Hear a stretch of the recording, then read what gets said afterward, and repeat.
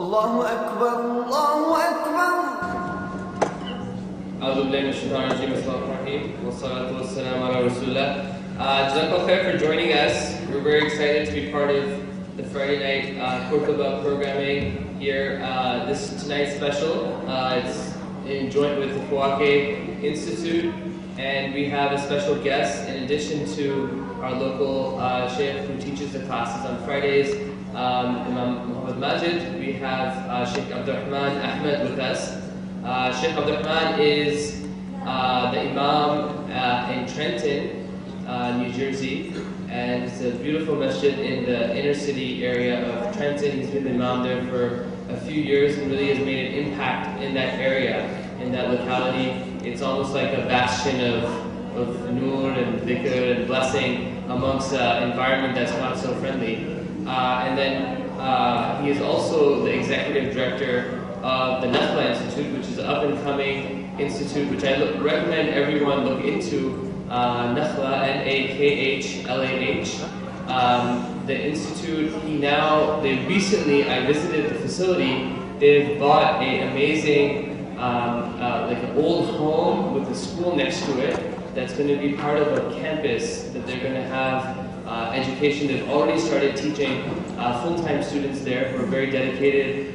They're in Hifz program, they're in Arabic program. One of the unique aspects about the work he's doing is that, mashallah, his wife, sister Usada Sheikha Nadia Abdullah, she's also a scholar, and they trained together in Karachi.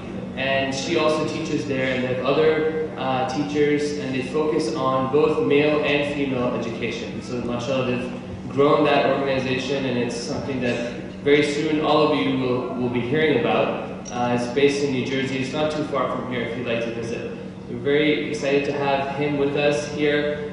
He's been one of the instructors at the Maqasid retreats as well. And one of the unique aspects about Shaykh Abdurrahman is that he although he's from American background, his father became Muslim, Shaykh Hashim. He's a well-respected scholar. He attends international ulama gatherings as well. And he moved in the 70s to Karachi with all his children. And mashallah, many of his siblings, including himself, became Hufaz in Karachi. And he grew up some of his life there, and he speaks Urdu better than most of us speak. Alhamdulillah. And so that's a very exciting aspect. And two unique things about his father I'd like to mention. One is that his name is Shaykh Hashim, and some of you may know Shaykh Jihad Brown, but does anyone know what Shaykh Jihad's middle name is? No. Shaykh Jihad Hashim Brown. And actually my son's middle name just recently is Hashim as well. And so his father his name inspired Shaykh Jihad, and his father's, his entire, state and his entire personality inspired Shaykh Jihad Brown to take Hashim as his middle name.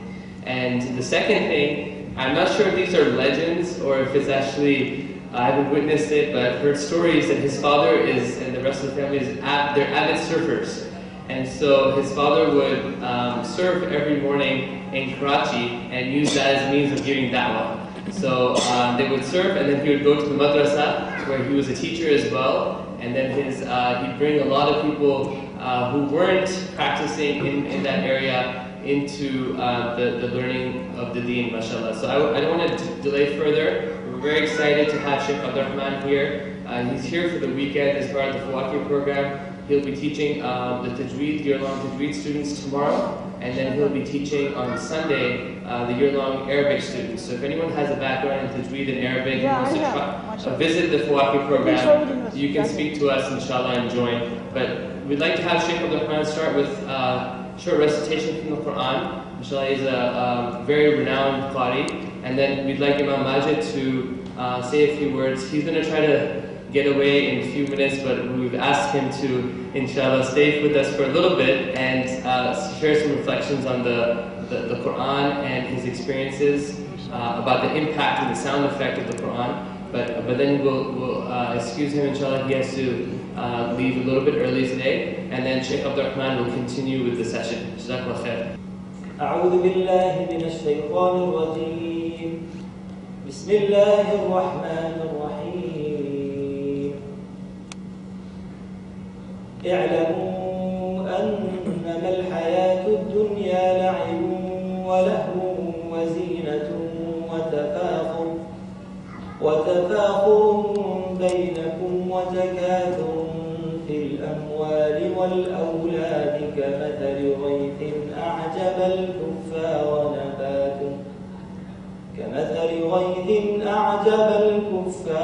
نباته ثم يهيج فتراه مصفرا ثم يكون حطاما وفي الآخرة عذاب شديد ومغفرة من الله ورضوان وما الحياة الدنيا إلا متاع الغرور. سابقوا إلى مغفرة من ربكم وجنة عرضها كعرض السماء والأرض أعدت للذين آمنوا بالله ورسله ذلك فضل الله يؤتيه من يشاء والله ذو الفضل العظيم. ما أصاب من مصيبة في الأرض ولا في أنفسكم إلا في كتاب من قبل أن نبرأها إن ذلك على الله يسير. لكي لا تأسوا على ما فاتكم ولا تفرحوا بما آتاكم والله لا يحب كل مختال فخور. الذين يبخلون ويأمرون الناس بالبخل ومن يتول فإن الله هو الغني الحميد. صدق الله العظيم. بسم الله والحمد لله والصلاة والسلام على رسول الله رحمة الله ولا أعوذ بالله من شرور أنفسنا وسيئات الأعمال من يهده الله فهو المهتد ومن يضلل فلن تجد له وليا مرشدا. أما بعد أهلا وسهلا. الحمد لله وكذا. This session will be recitation of the Quran. As all of you know that every Friday we teach a class on tafsir. We have started the tafsir of the Quran Juz Amma about 20 years or so to finish Juz Amma. We started Juz Tabarak. And the reason we started the tafsir from verse by verse because of a young man who asked me on Ramadan. He said that he enjoyed the recitation of the Quran but he did not understand what the Imam was saying, although he cried as he felt the vibration of the spiritual energy in the masjid. Therefore, I took it upon myself to try to teach when I'm not traveling. This class on Friday about the Quran, and it's very proper to have Shaykh Abdurrahman to address this issue for the Tajweed in the Quran today on Friday night. I would like just to say that one of the living miracles of the Quran is to have people who are their language, native language is not Arabic, their parents' language, and they learn Arabic language, and they learn the Quran, and they recite as Shaykh Abdurrahman have recited to you today. But you have to know some of aspect of this is Allah subhanahu wa ta'ala choose people. Yastafi. Have chosen people whom bestowed this knowledge of the Quran upon them and honored them with the Quran.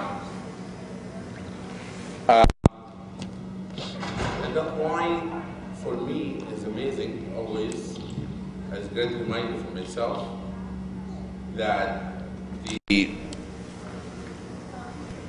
it's a technical thing.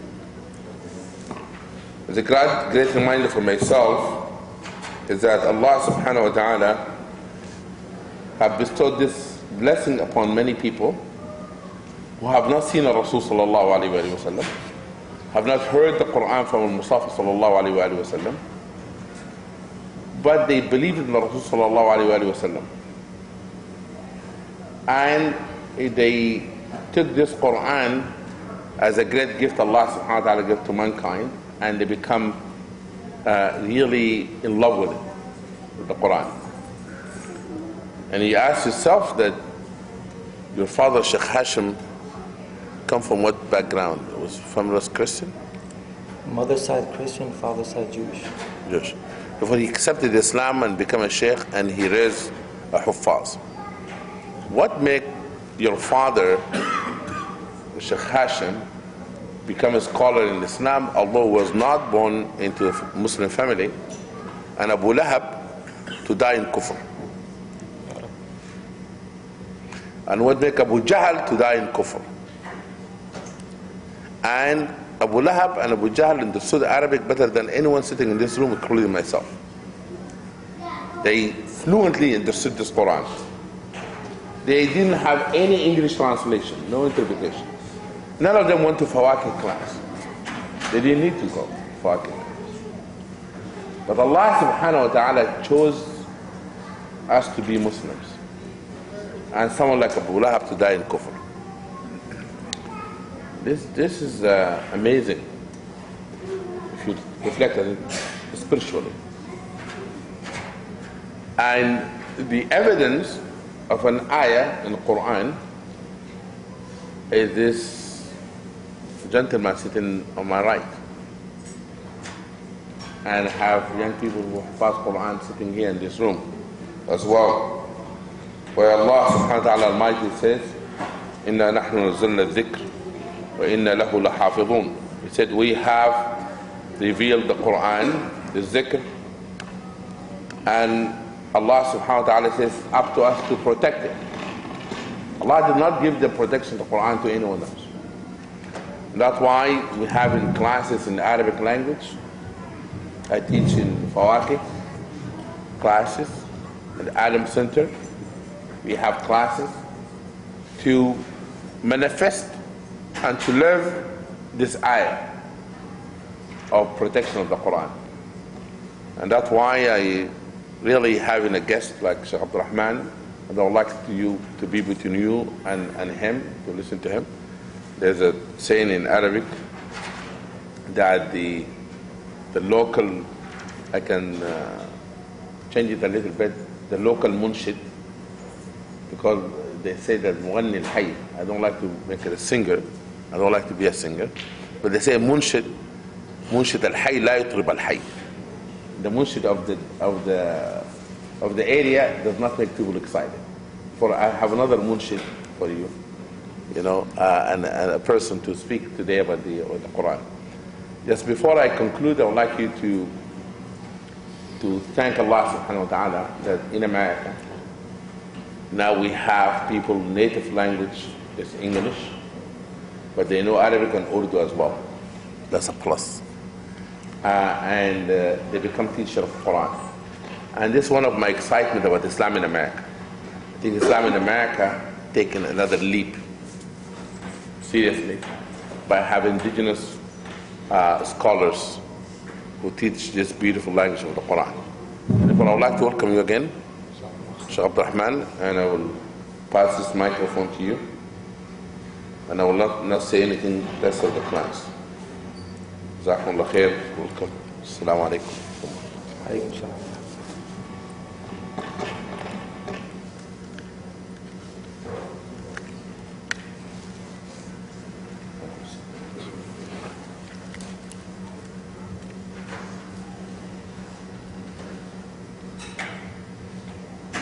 بسم الله الرحمن الرحيم الحمد لله رب العالمين وصلى الله وسلم على سيدنا محمد وعلى آله وصحبه وسلم تسليما كثيرا سبحانك لا علم لنا إلا ما علمتنا إنك أنت العليم الحكيم ولا حول ولا قوة إلا بالله العلي العظيم اللهم صل وسلم على سيدنا محمد المفتاح باب رحمة الله عدد ما في علم الله صلاة وسلام دائمين بدوام ملك الله وعلى آله وصحبه وسلم عدد كل ذرة ألف مرة.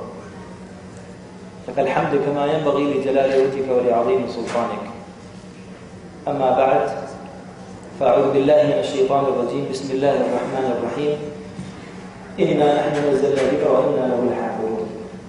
صدق الله العلي العظيم. Honored Shaykh,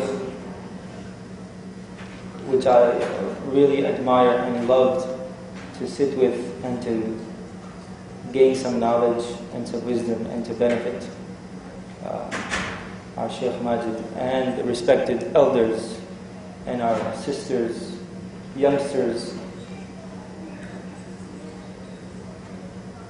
One of the great ni'mas of Allah subhanahu wa ta'ala at all times is that, just like Shaykh he mentioned, that 1400 years and still we can hear people read the Quran with a perfect lahja, with a perfect tone, with a perfect accent, and with a perfect and vibrant sound that wakens the heart. And this is something so amazing that the Arabs, they knew the language and they knew what does the Quran say, what it means. They knew the language, they were the people of language. So they were very scared from the Prophet ﷺ reading Quran. And I just wanted to share two things about the Quran, inshallah. I won't go too long. Just two important things about the Quran. One thing, the first thing is about the word Quran. Quran. So the people, they used to go, and when they used to be with the Prophet ﷺ, his habit was, and as our beloved brother, he asked me to recite the Quran. This is actually a sunnah. This is actually a sunnah to recite Quran to people. And the people, they were scared because if people heard the Quran, they would get effect. They would get that effect of the Quran. And they would say, لا تسمعوا لهذا القرآن والغوا فيه لعلكم تفلحون. Don't listen to this Quran. Don't listen to it. And the famous story of the Sahabi coming all the way from a far distance, people were telling him, don't listen to the Quran. Don't listen to this person, because they were thinking, should we tell the people that he is a crazy person? No, it wouldn't work. Is he someone who is a poet, who does poetry? No, the Quran, even the Abu Jahl and all of them said that, no. Quran is nothing like poetry. And as, mashallah, Shaykh will also know, the Sab'a Mu'allaqa, the famous 7 qasaid, poetry was written on the Kaaba. And no one could defeat those 7. Even the biggest poet will come and he will not be able to replicate something like that. But then when they heard the Quran, the famous poet came there and he was reading all of them. And he was reading and reading and reading. And when he came to the Prophet ﷺ, he said someone to write قُلْ وَاللَّهُ أَحَدٌ. I'm sorry, إِنَّا أَعْطِينَاكَ الْكَوْثَرَ.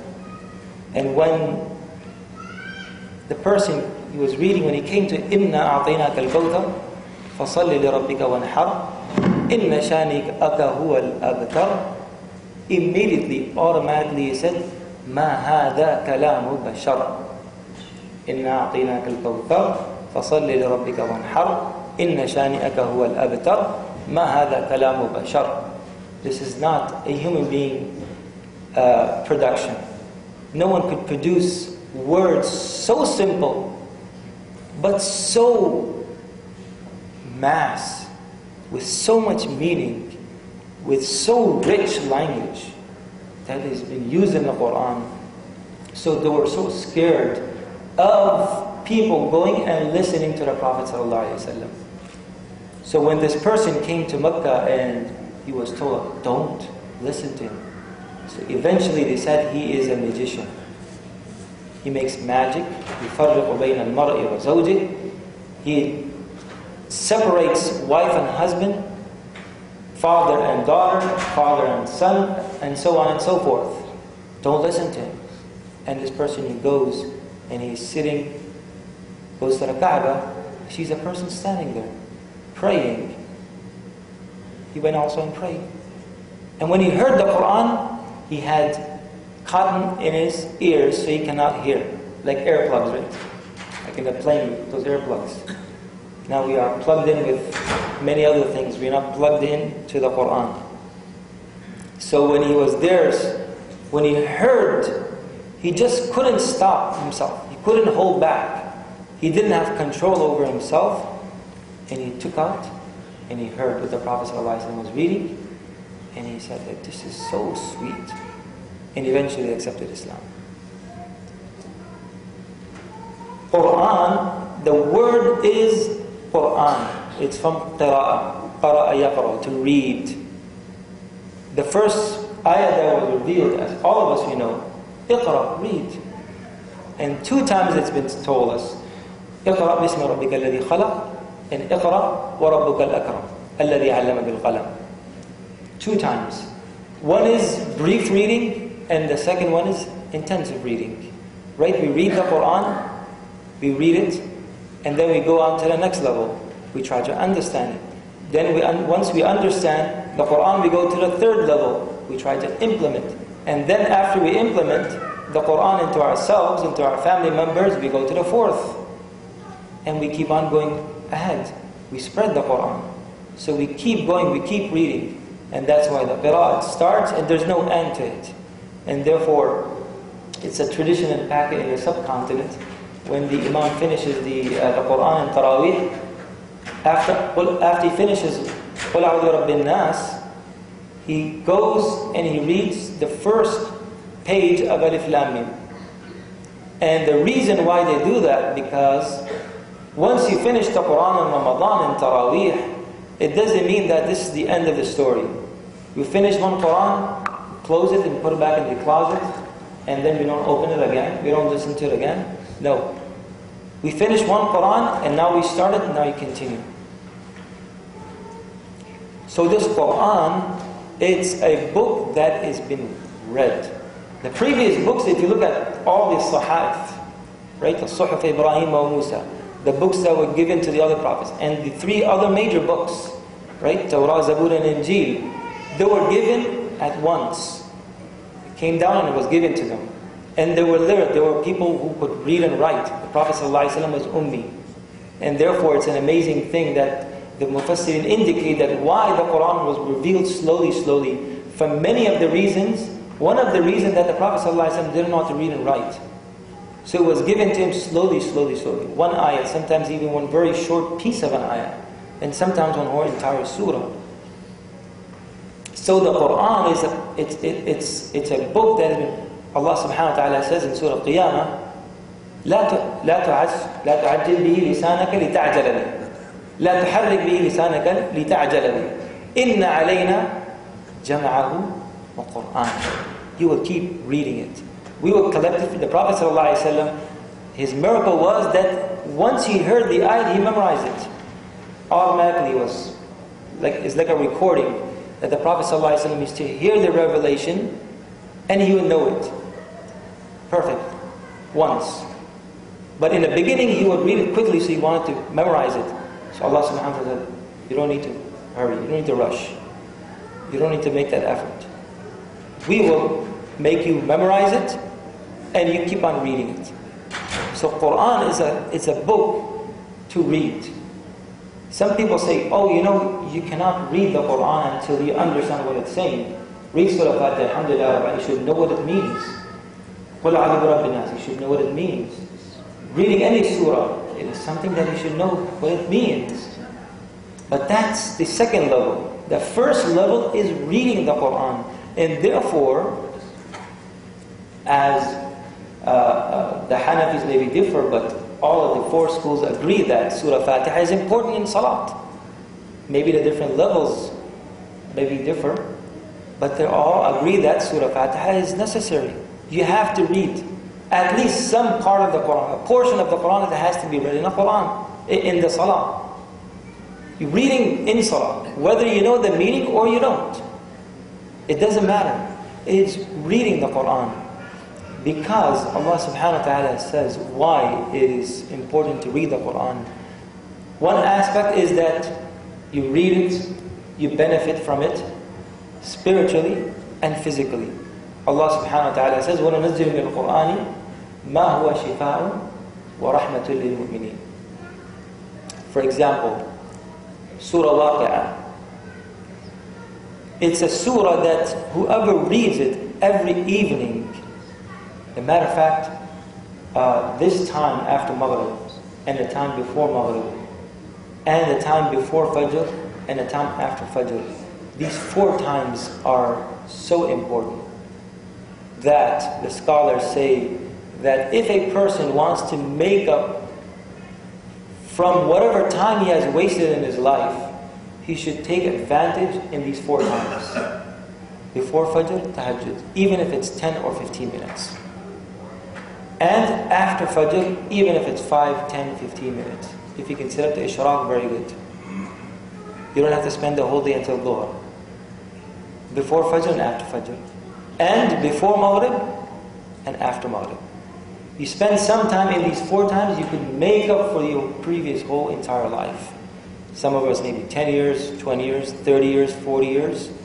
So this is an event. That's why in the traditional learning, normally they will teach after Fajr and after Maghrib. And sometimes before Fajr, we used to have classes from 4 o'clock, when Fajr used to be at 6 o'clock. So classes will start even 1 hour, 2 hours before Fajr, and you get to learn. Because that's the time when a person is fresh, his brain is fresh, his physical body is fresh, and he can gain knowledge.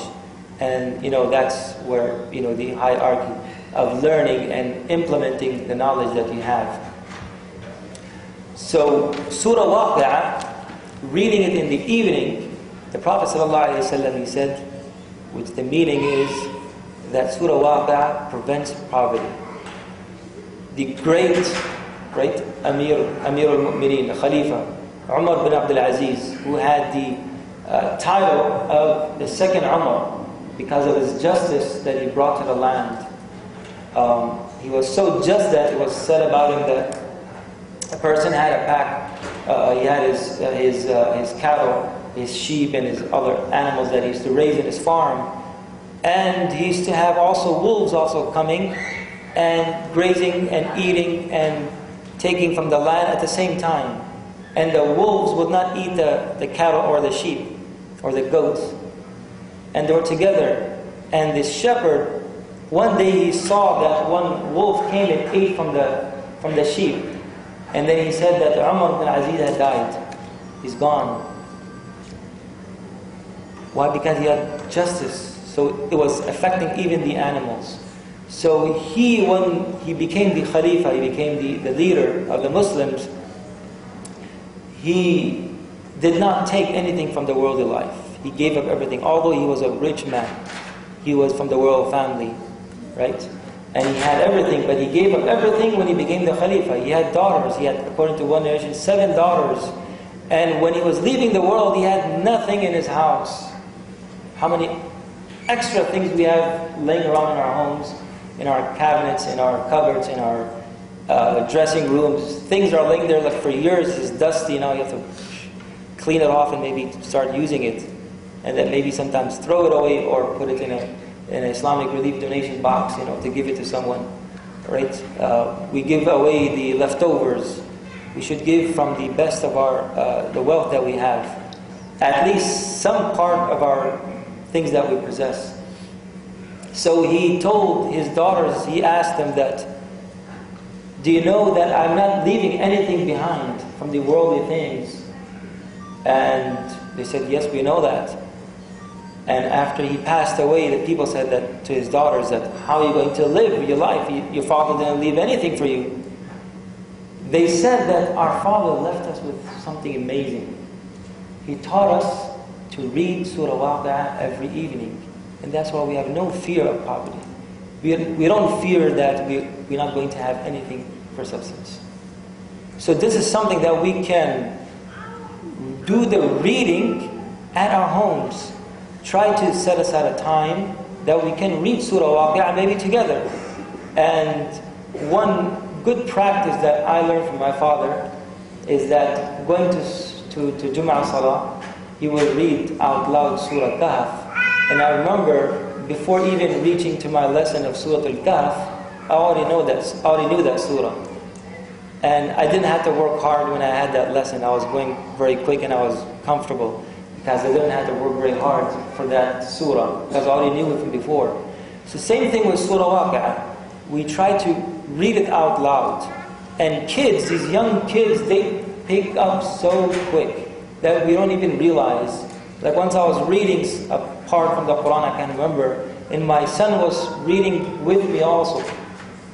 And I asked him, how do you know? He said, I heard from you so many. Oh yeah, he remember hearing me in Salat so many times reading from that part of the Quran, so he knew that. So kids actually pick up from just listening. You don't even notice that they've already memorized. So to read with the kids is something that I think it is very important. In particular, the environment that we live in, they're not exposed to a mass of the way that Muslim countries have. They go to masajid, they see mashayikh, they hear Quran, and they're exposed to so many parts of our learning. So if we try to read these surahs, same thing like Surah Al-Mulk, where Surah Al-Mulk, it is something that it protects the person from the punishment in grave. It's a protector. Surah Al-Mulk. Read it every night before going to sleep. You can sit by your child's bed and read Surah Al-Mulk out loud. Right? And the child will just listen just as a bedtime story. And after a month, after 6 months maybe, he will know the whole entire surah. Maybe with better talaffuz, with better an accent. So talaffuz, right? So to read that to the kids at bedtime is something that I think it is something that we can try, and I'm sure that a lot of you have done even more. But similar things. So Allah has put shifa in this Quran. It's a shifa for physical and internal, right? So you are protected from poverty. You're protected from the punishment of grave, which is spiritual. And like there is many ayats in the Quran that are called the ayat al-shifa, right? There was a great mufassir. He actually saw Allah in his dream, and this is mentioned in tafsir, in some of the tafasir, tafsir al-Tabari, and some other tafasir also mention the story. And he saw Allah in his dream, and he said that I am so worried about my child that he's suffering from some kind of illness that he has, and he's not recovering. We went to all doctors, there was no cure for it. And then Allah subhanahu wa ta'ala told him to read the ayats of the Quran, which are the ayat al-shifa, and there are 6 of them. وَيَشْفِي صُدُورَ قَوْمٍ مُؤْمِنِينَ وَشِفَاءٌ لِمَا فِي الصُّدُورِ وَهُدًى وَرَحْمَةٌ لِلْمُؤْمِنِينَ, and there are other ayats, 6 of those ayats. So to read these ayats for the shifa, Allah has put shifa in there. وَنُنَزِّلُ مِنَ الْقُرْآنِ مَا هُوَ شِفَاءٌ. So just by reading them, you won't even know the meaning of قُلْ أَفَرَأَيْتُمْ مَا تُمْنُونَ أَأَنْتُمْ تَخْلُقُونَ, all these ayats of the Quran, right? أَأَنْتُمْ أَنْشَأْتُمْ شَجَرَتَهَا أَمْ نَحْنُ الْمُنْشِئُونَ. Right? You're reading the ayats, you may not know the meaning, but just reading the ayats, it has an effect to the mind, to the heart, and to the soul. And this is the nourishment of ourselves. Just like we eat, right? We eat every day. It's not like we eat on a weekend and we eat so much that we can, get through the whole week, right? We eat every day. Matter of fact, we eat 3 times a day. Some people eat 5 times a day, right? We have, snacks here and there, and we keep eating. Why do we have to keep on eating? Because our body needs nourishment. What about our heart and our soul? You have to read Quran every day, just like a person who's doing the exercise, right? He goes to the gym, he lifts weights, he keeps on putting more weights, he keeps on doing exercise, he builds his muscle. So the inside, our heart, it also has its muscles. So how to gain that energy is by reading the Quran. And the Sahaba, they would read the Quran. Not just how much you can read.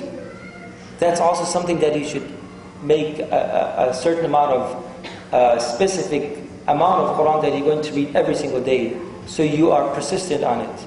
You're not just reading like 10 juz one day and went down. And now the next month, let's start again. So even a little bit. خَيْرُ الْأَعْمَالِ لِلَّهِ مَا دَاوَمَ عَلَيْهِ صَاحِبُهُ. The best actions in the eyes of Allah subhanahu wa ta'ala is the actions that you do it, but you do it with consistency. You do it mudawama. Even if it's little, but it's doing every single day, even reading Surah Waqi'ah, Surah Mulk, or other surahs like that. But before going to sleep, reading the 4 Qul. Right? What an amazing gift that Allah subhanahu wa ta'ala has given us. Can you just imagine that the daughter of Sayyid al-Anbiya, sallallahu alayhi wa sallam, the leader of all the women who enter Jannah. Who is that lady? Fatima al-Zahra, radiallahu anha, who died only 6 months after the Prophet sallallahu alayhi wa sallam. And she was the first one who was with the Prophet sallallahu alayhi wa sallam after she died. The first one from the family of the Prophet sallallahu alayhi wa sallam. Right? And when she came to ask a servant because of her effort that she was going through in her home, right? Going through so many difficulties, grinding, mashallah, we had some old folks here who were, right? Chakki, mashallah. Hand grinding, it's not easy. It needs, and here is a female, a lady, doing all that work, sweeping the house. And it's mentioned that her clothes were dirty. Used to always stay dirty because of cleaning the house, grinding, cooking the food, and trying to get the house in proper shape. This is an honor. This is the izzah for a sister, for a wife, for a mother to be in the house and to do these works. It's not an obligation. It's not a fard. That's mashallah Shaykh Magid. That's his job to talk about that. Fatima radiallahu anha, she's Sayyidatu Nisa'i Ahl Jannah. She's the daughter of the greatest person, which state she was in. And then the Prophet ﷺ, when she came and she saw, he's busy with people, then she was shy. She went back. She couldn't ask. And then later on, the Prophet ﷺ came to her house, and Ali radiallahu anhu says that I was laying down in bed. Fatima was laying down with me, and the Prophet ﷺ, we heard a knock, and the Prophet ﷺ came in and sat right next to us, and he said that, Fatima, my daughter, I saw you coming to me, and I noticed that you wanted something. So she said, she didn't say anything, she was still shy because her husband was there. Ali radiallahu anhu, he himself had to explain what was happening, and the Prophet ﷺ, what did he told her? He said, look, Fatima, you could have anything from this world, but should I tell you something even better than a servant? Subhanallah, Alhamdulillah, Allahu Akbar. 33, 34 times. Read this, it is better than a servant. Gave her some. Spiritual growth, that it became known as Tasbih Fatimi. Right? The Tasbih that is attributed to Fatima radiallahu anha. So these are the things that they were given and they were taught. So we also have to bring that to our families. How much time do we have? If we could do question and answer, is that okay? Sure. I just want to mention one more. The second thing that I wanted to talk about is that we have something which is called amana. Trust. Allah subhanahu wa ta'ala has made this Quran also an amana. We ourselves also an amana. And the knowledge that we have is also an amana. Everything is an amana with us. Our time is an amana. And this trust, it is something that we always experience in our lives. right? Our Shaykh is telling us something because we trust him. We know that he studied from scholars. He comes from a scholarly background. His parents and in his lineage, mashallah, there are great people, great scholars. And mashallah, I heard an amazing story. So we will trust, because that trust is there, we're going to take from it. This whole religion, this whole deen, it comes through this trust. So the Quran was trusted by the most trustworthy person, revealed through a most trustworthy messenger, which was Jibreel alayhi salam from Allah subhanahu wa ta'ala to the Prophet sallallahu alayhi wa sallam. Ruh al-Amin. That's what called Ruh al-Amin. نزله على قلبك. Right? نزله روح القدس. Ruh al-Qudus also. So he was Amin. Jibreel was Amin. And the Sahaba also were Amin. They took that amana and they brought it generation after generation, that the Quran is preserved in its original form. Right? Just looking at the story that how the Quran was collected. Zayd ibn Thabit radiallahu anhu, who used to write the wahi, he was the writer. He used to write it down on different things, on paper, on bones, on leather. And when he used to write, he would put it and preserve it. And when it came to the time of Abu Bakr radiallahu anhu, collecting the Quran and putting it and compiling it in one place, although he was a hafiz, he was a good hafiz, he knew those ayats.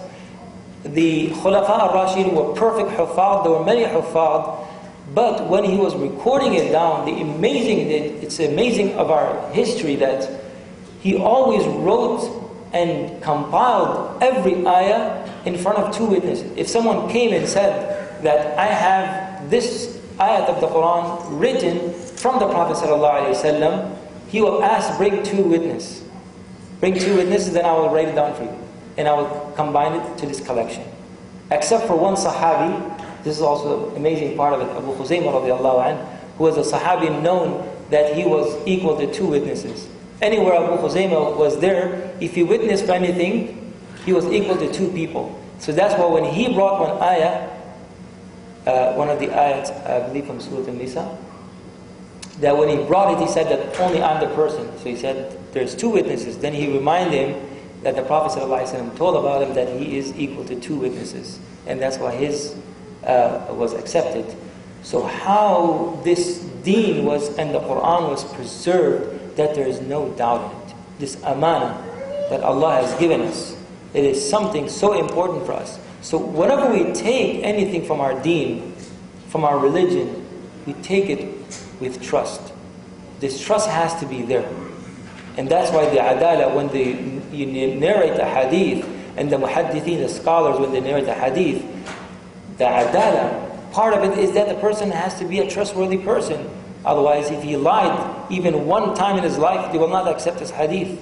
So even the hadith, even the sayings of the Sahaba were also preserved. In our deen is so strong and preserved with his amana that we cannot just take it, very light. We have to take it with realization that how strong and how powerful is our deen that has been trusted all the way down to us, and we have to take it forward. We ask Allah subhanahu wa ta'ala to give me and all of you the best of amal. وبالله التوفيق وصلى الله وسلم على سيدنا محمد وعلى اله وصحبه وسلم. الله أكبر الله أكبر